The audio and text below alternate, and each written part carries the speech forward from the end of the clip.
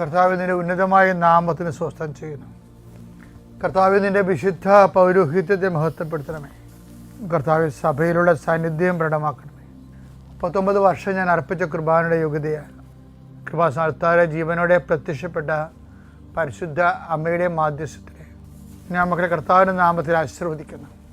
കർത്താവെ, ചില കൊച്ചു വരുമാനം കൊണ്ട് കുടുംബം ജീവിക്കുന്നുണ്ട് ഈശോയെ.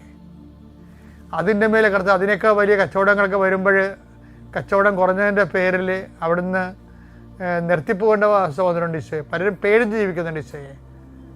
ഈശോയെ, ഒരു തൊഴിൽ സംരംഭം ചെയ്തുകൊണ്ടിരിക്കുമ്പോൾ അതിനേക്കാൾ മുതൽ അതേ ജോലി തന്നെ അവിടെ തന്നെ വന്ന് ചെയ്യണ കാരണം കർത്താവെ, ഇനി ജീവിക്കേണ്ട കാര്യമില്ല, ഇനി എനിക്കറിയാവുന്ന തൊഴിൽ ഇതാണ്, ഇതും കൊണ്ട് എന്നെ പൊറുപ്പിക്കത്തില്ലെന്ന് വിചാരിച്ചുകൊണ്ട് മനസ്സ് നീറ് വേദനിക്കുന്നവരെ ഞാൻ പരിശുദ്ധമ ദേവമാതാവിനെ ഏൽപ്പിക്കുന്നു. എൻ്റെ കർത്താവിൻ്റെ ഉന്നതമായ നാമത്തിൽ സഭയുടെ അധികാരത്തിൽ കുരിശടയാളത്തിൽ ദൈവശക്തി അനുഗ്രഹിക്കപ്പെടട്ടെ. കുഞ്ഞുങ്ങളില്ലാത്തവരെ, കുഞ്ഞുങ്ങൾ രോഗം വന്നിട്ടും പോകാതെ അങ്ങനെ മനസ്സും അടുത്ത് കുഞ്ഞുങ്ങളെയും കൊണ്ട് ജീവിക്കുന്ന മാതാപിതാക്കന്മാരുണ്ട്.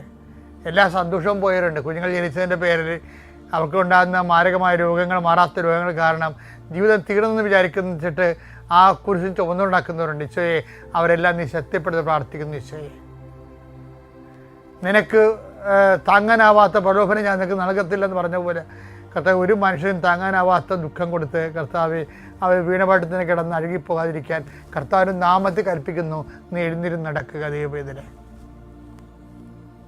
സാമ്പത്തിക കടങ്ങളുള്ളവർ, ജപ്തി നടപടിയുള്ളവർ, വന്ന് പെട്ടുപോയവർ, അന്യൻ്റെ കൈകളിലെ അധ്വാനത്തിൻ്റെ ഫലങ്ങൾ അകപ്പെട്ടു പോയവർ, അത് കേസായി പോയവർ, ഭാഗോടമ്പടി നടക്കാത്തവർ, ജോലി ലഭിക്കുമെന്ന് വിചാരിച്ചിരുന്നിട്ട് അത് അങ്ങനെ ആശിച്ച് മോഹിച്ചൊക്കെ ഇരുന്നതും അതും നഷ്ടപ്പെട്ടിരിക്കട്ടെ.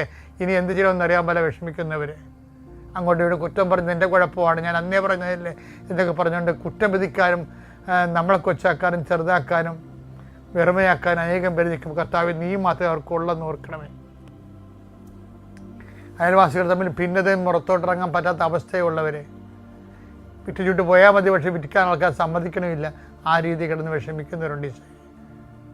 സ്ഥലം വിറ്റ് മാറാൻ പറ്റാത്തവരുണ്ട്. വഴിയില്ലാത്ത സ്ഥലം എടുക്കാത്ത അവസ്ഥകളുണ്ട്. അതുകൊണ്ട് തന്നെ കൊത്തിക്കൊണ്ട് പറക്കാനും പറ്റത്തില്ല, എടുത്ത് ഉപയോഗിക്കാൻ പറ്റാത്ത രീതിയിൽ അകപ്പെട്ടു പോയവരുണ്ട്. എൻ്റെ കർത്താവിൻ്റെ ഉന്നത നാമത്തിൽ ഇരുമ്പ് ചങ്ങലകളെ യേശുവിൻ്റെ നാമത്തിൽ അഴിഞ്ഞു മാറട്ടെ എന്ന് കൽപ്പിക്കുന്നു.